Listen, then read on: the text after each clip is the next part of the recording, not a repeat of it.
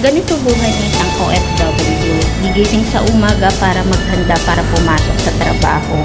Yan ang araw-araw na ginagawa nila. Siyempre, lahat tayo nakaka-relate ng mga OFW. Wala kang gagawin parang buong buhay mo or buong panahon mo na nandito ka sa ibang bansa. Lagi mo lang gagawin trabaho.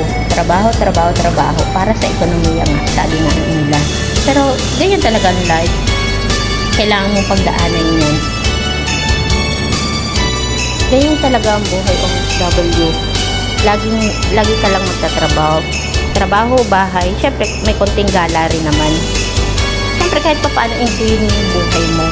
Kahit medyo nahihirapan ka sa trabaho, siyempre, may point dapat na enjoy mo yung life mo, di ba? Maraming nakaka-relate sa mga ganyan. So, yun lang guys. May maimema lang sa inyo. May maicharot-charot lang sa inyo.